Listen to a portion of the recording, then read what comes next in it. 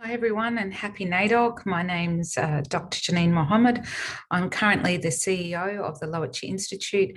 I'm an Oranga woman and I'm also very honoured to be named as one of your distinguished fellows there at the George Institute. Well, NAIDOC's been a big part of the calendar for Aboriginal and Torres Strait Islander peoples since the 1950s. It was a movement that began to educate people really about the priorities for Aboriginal and Torres Strait Islander people's rights. And it's metamorphosized into an amazing celebration of culture. But I think it's really important to remember a couple of things. And one of them, is, for me, it's profound to think that there wasn't anything that actually celebrated Aboriginal and Torres Strait Islander people in this nation. And so someone must have, noticed, realised that that was missing. I'm sure Aboriginal and Torres Strait Islander peoples themselves did, but there would have been, many allies around them that supported Aboriginal and Torres Strait Islander peoples in achieving this aspiration. And it's also important that not every Aboriginal and Torres Strait Islander person was able to celebrate this day in its early days. Myself, I didn't get to celebrate NAIDOC through my childhood or in my teens, or even fly the Aboriginal flag. Not until I was actually in my 20s did I see a celebration of Aboriginal and Torres Strait Islander peoples. Because where I grew up, my history and culture was presented to me as something that was, ancient, that was found in a museum and that was in the past. And now I was an Australian. And so therefore, I was to celebrate, days of homogeneity. And thankfully, there has been a slow tidal wave of interest and engagement in NAIDOC Week that I've been privileged to witness, and it's a huge week for Aboriginal and Torres Strait Islander people, but I'm really pleased and proud that there is more interest than ever by non-Indigenous peoples. I thought I'd just probably share a little bit about what NAIDOC does mean to me. I love that it's a big gathering of everyone in our community, families, friends, celebrating who we are, and of course at our NAIDOC events, awarding our shining lights, even if it is really hard and more distant in what's now COVID normal. I suppose as a really good measure of what NAIDOC means to me, I loved it so much that I actually got married during NAIDOC. So it's a double celebration for me. Critically though, for my life as an Aboriginal person and my work in the Aboriginal and Torres Strait Islander health sector, NAIDOC is an expression and a celebration of what we've come to know as, our cultural collateral or our cultural determinants.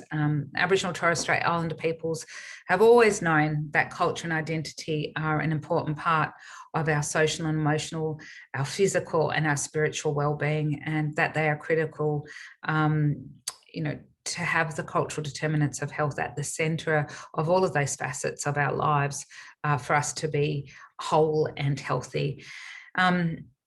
And so despite so many efforts to separate me and my family from our culture, I grew up knowing about the cultural determinants of health because they were embedded into my everyday life, embedded into my relationships with family, and importantly, country. And, at the beginning of this video, I introduced myself, but my identity is very much tied back to the country that I'm from, and it's how I interconnect with other Aboriginal and Torres Strait Islander peoples and how I place myself.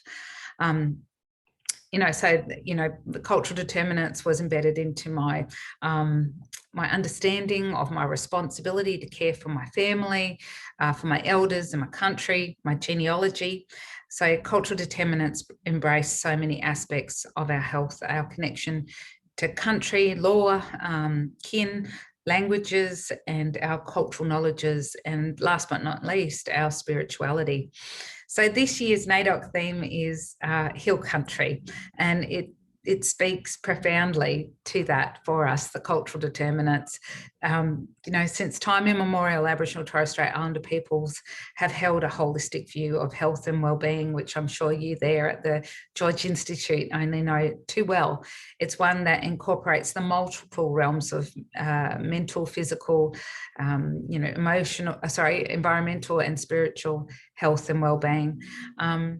And we have always known that we don't sit outside of nature and outside of our ecosystem, but we are a part of that. And it's why, you know, our Indigenous rangers in our national parks are generally, you know, say happy and healthy, even though the pay isn't great.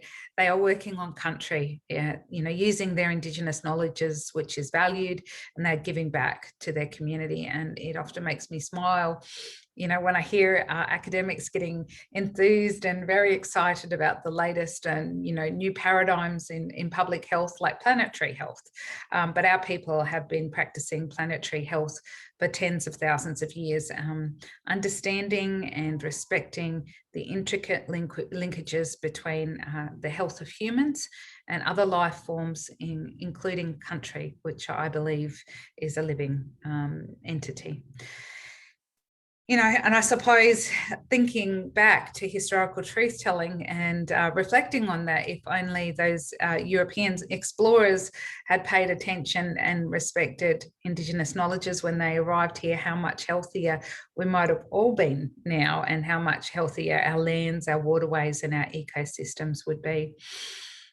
You know, it's very much my belief, if you take care of country, country take care of us.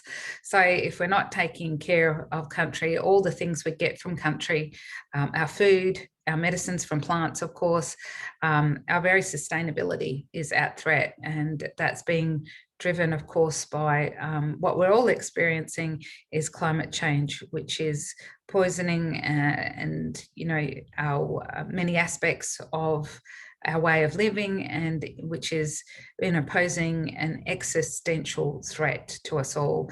But with Aboriginal and Torres Strait Islander people and communities on the front line, while having done the least to contribute to it, you know, Indigenous ways of knowing, being and doing are, you know, beginning to come into mainstream approaches to climate change. And we're seeing that, you know, in the devastating years of 19 and 20 with our bushfires, that finally we get to see, you know, some of our fire stick farming being integrated into some of the programs, or the mainstream programs.